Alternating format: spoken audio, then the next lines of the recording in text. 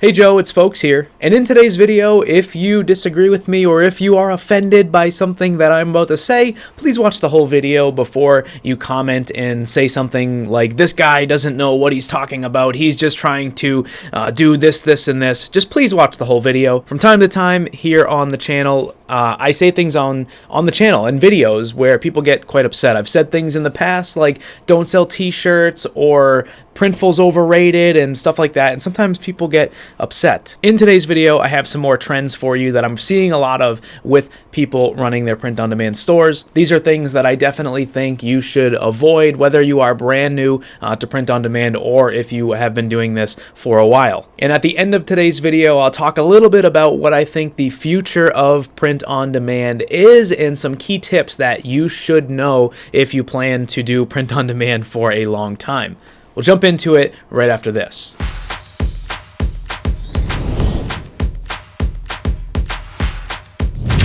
So our first saturated trend that I want to address has to do with a style of t-shirt design that I see just way too much. What I'm talking about is this stacked quote type of design, basically where someone just kind of takes a couple of different fonts, puts them together with some various icons, and then they cram everything onto the front of a t-shirt. Basically, when you start doing research in different niches for shirts, you see this over and over and over again. This is actually one of the key reasons why I say don't sell shirts, because there's only so many ways that you can make a t-shirt design, and doing this, in my opinion, is becoming quite saturated. What you would be much better off doing is, if you wanted to sell something similar to that, would be to choose a product like an all-over printed hoodie, where you would still be able to put something on the front of the hoodie, but also on the sleeves, on the hood, on the front pocket, on the back, etc.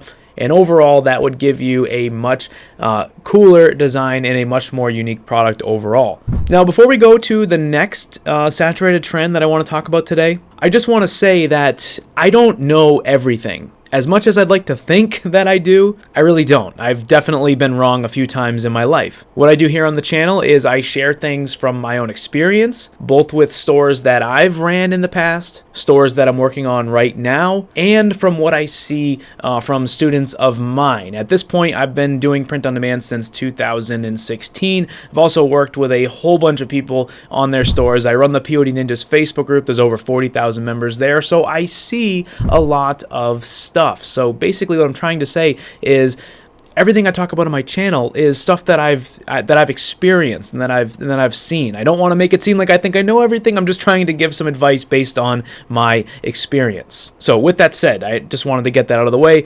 Our second trend here that I think a lot of people do when they start print on demand is they try to sell pet products. I can't tell you how many people I see jump into print on demand and they choose dogs or cats as a niche. There's even some YouTubers that make content about blending like the dog niche with some sort of a coffee niche. And I don't know if you could succeed with that. Maybe you can, maybe you can't. I just think honestly that the dog and the cat stuff is a bit overdone at this point. In my opinion, if you're going to do dog and cat print-on-demand products, you need to do something with personalization. And I'm not just talking about, the dog and cat portraits that you see everywhere, or like throwing your dog's face on a pair of socks or a cell phone case. You're going to have to come up with something new if you want to get into that niche. Honestly, at this point, people have been bombarding dog lovers and cat lovers with ads, and they just see this stuff everywhere on Etsy, and I think at this point it's really overdone, and it's something that I think a lot of beginners are going to have a super tough time with. Now, the next trend that I've seen a lot has to do with a specific type of print-on-demand products. In the past, I have talked about the Shine On jewelry app here on the channel. They're an app that I really like. They make some really cool jewelry products. I've even done a few live trainings in the past with people from the Shine On jewelry app, and I really like them. I think they have some really awesome products. But there is a trend that is emerging with people trying to sell Shine On jewelry products that I think is going to leave a lot of people frustrated when they don't actually make a lot of sales. What I'm beginning to see is a whole bunch of people that are jumping into Shine On, and they're just kind of creating really generic designs. What I'm talking about is they're doing like a wife to husband or a husband to wife type of gift idea, where the design has some sort of a sentimental quote and it just says "to my wife" or something like that. If you go on Etsy, you will see literally hundreds of thousands of examples of this. I'm not even exaggerating. If you're choosing something where hundreds of thousands of other people are also doing that exact same thing, it's going to be tough for you to actually stand out. Like I said, I really like the Shine On app, but if your plan is to jump into Shine On and do something like that, I don't think it's going to work that well for you. I think what you're going to have to do is choose an actual niche besides just the wife niche and create designs for that. For example, you could create a police wife themed gift thing that the police officer would buy for his wife, who is a police wife. In my opinion, that would be a much better strategy because you'd create a design that means a lot more to that person rather than just the relationship that they have. And that kind of brings me to the next trend that I see a lot, which has to do with Etsy again. Over the past few years, I have seen so many people jump into Shopify, create a print-on-demand store. Some of them listen to some of the advice I give and some of them don't, where they choose t-shirts, they don't really pick a niche, they make designs themselves when they're not a designer, and they jump right into Facebook ads and waste a whole bunch of money. And then they wonder, oh, is this something for me, or should I go to Etsy? They almost have this idea that because they change platforms, it will solve all of their problems. Etsy, honestly, is a place where you can be successful, but it's a long-term thing in my opinion. I think you need hundreds and hundreds of designs uploaded on your store in order to make sales. I have this video here on my channel where I kind of break that down in more depth if you want to check that out. But I think Etsy is becoming this place where a lot of people are going after they fail with Shopify because they don't create good products on their Shopify store. And that's the reason they're not making sales, and they think that if they just go to Etsy, that will solve their problem. So those are my trends that I wanted to talk about: stacked t-shirt designs, pet stuff, Shine On to my wife gifts, and then just Etsy in general. And like I said at the beginning, I want to talk a little bit about what I think the future of print on demand actually is. I think there's going to be a couple of key things that are going to drive the print on demand business model over the next couple of years. The first is that I think we're going to continue to see more and more product options available to us. Over the past year, there has just been so many new products that have been released by tons of different print-on-demand apps. And if you're paying attention, you can really capitalize on some of this stuff. Like I said, I've been talking about trying to sell high-profit products here on my channel for a long time. It's something I do personally on stores that I'm working on. It's stuff that I recommend to students of mine, and it's stuff that I think you need to pay attention to because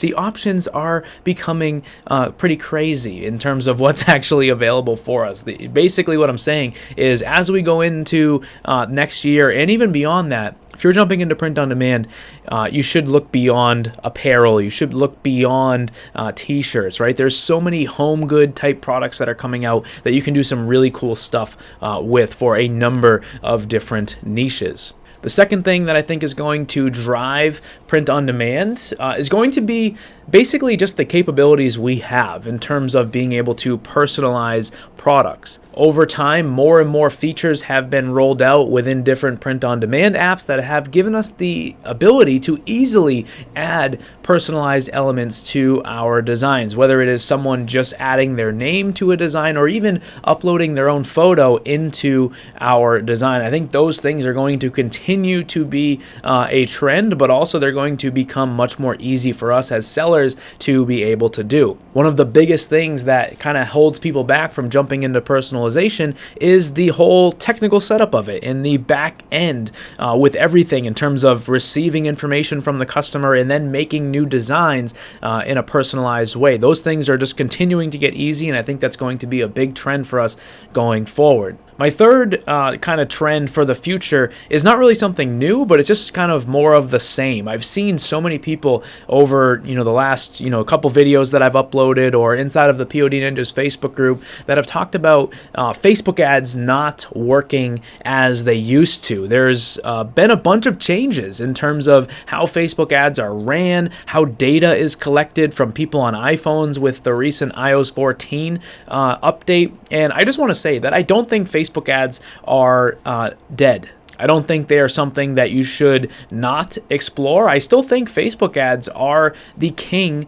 of scale. I don't think there's any other way out there that you can promote products to the level that you can with Facebook ads and Instagram ads too, right? You run them the same exact way. They're the king of scale. It's the quickest way to scale new print-on-demand products. And I think going into 2022, there's going to be a lot of people that feel like maybe that's not the case, and they're going to maybe explore other things. Like I said earlier, a lot of people are going to Etsy. Maybe people are going to go back to Amazon merch or places like Teespring or Redbubble. But I still think going into 2022 that Shopify and Facebook ads are going to still be the quickest way to scale print-on-demand businesses. It's going to continue to be the way that I recommend to sell products because it's what I'm currently doing with stores that I'm running, right? So I think it's here to stay. I do think, though, there are some trends that might be worth looking into. I think TikTok ads are going to be something that we can look at in the future. I also think